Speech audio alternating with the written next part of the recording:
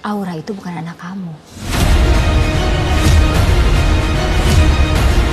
Tias masih berusaha untuk menjauh dari Dean. Walaupun Dean sudah bersikap manis, tetapi Tias menolaknya. Tias juga menolak pelukan dari Dean. Tias belum yakin apakah rumah tangganya dan Dean akan tetap bertahan. Sedangkan Hani kekeh tidak mau bercerai dari Dean. Sebelum mendapatkan bukti-bukti kecurangan Hani, Tias tidak mau terlalu percaya diri akan keutuhan rumah tangganya. Dan Abel terus menasihati Tias agar tidak menolak Dean. Dean adalah lelaki yang baik. Dean benar-benar mencintai Tias. Abel mengatakan jangan sampai Tias menyesal kalau nanti kehilangan Dean. Abel tidak ingin Dean dan Tias berpisah. Sementara itu, Hani kembali menjebak Pak Farhad. Dia berpura-pura bertemu dengan Pak Farhad di sebuah hotel dan mengatakan bahwa dia sangat merindukan Pak Farhad. Pak Farhad terlihat begitu bahagia. Dia memuji-muji Hani sebagai wanita yang sangat cantik. Dia sangat bahagia Hani menuruti keinginannya untuk bertemu di hotel. Pak Farhad sudah tidak sabar untuk menghabiskan malam indah bersama dengan Hani. Pak Farhad terus memuji-muji Hani. Dalam hatinya Hani merasa jijik. Dia terpaksa bertemu dengan Pak Farhad untuk menyelamatkan dirinya karena Pak Farhad tidak sedang main-main dengan ancamannya yang ingin menyebarkan video Hani yang sedang bermesraan dengan Pak Farhad. Hani sedang merencanakan sesuatu dan Gino terus memikirkan siapa wanita yang dipanggil Mama oleh Aura.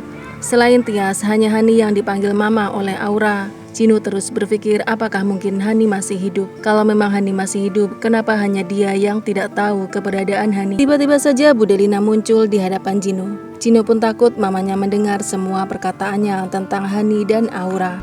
Hani buka pintunya sekarang juga. Bersama dengan Om Erwin, Dean datang ke rumah Tante Wulan. Dean berteriak-teriak memanggil Hani. Dia ingin meminta bukti-bukti dari Hani kalau memang benar Hani mengalami amnesia setelah kecelakaan. Dean tidak mau dibohongi lagi oleh Hani. Dean dan Om Erwin akan mencari bukti kalau Hani telah memalsukan kematiannya. Sementara itu, tanpa sengaja Zidan bertemu dengan Pak Sigit di apartemennya. Zidan merasa heran untuk apa Pak Sigit ayahnya Hani berada di apartemen yang sama dengannya. Zidan tidak mengetahui kalau Pak Sigit telah pergi dari rumahnya. Zidan tidak akan tinggal diam.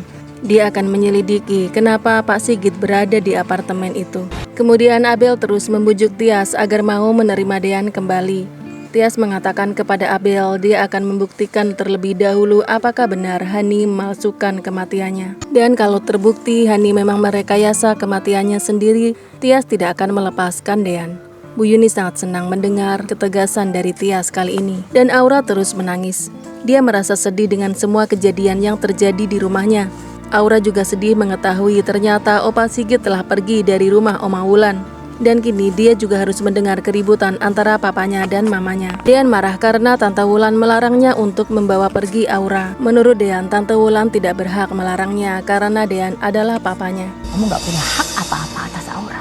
Tante Wulan juga mengatakan kalau Dean juga tidak berhak atas Aura. Aura itu bukan anak kamu. Betapa terkejutnya Dean ketika Tante Wulan mengatakan bahwa Aura bukanlah anaknya Dean. Hani tidak kalah terkejutnya dengan Dean.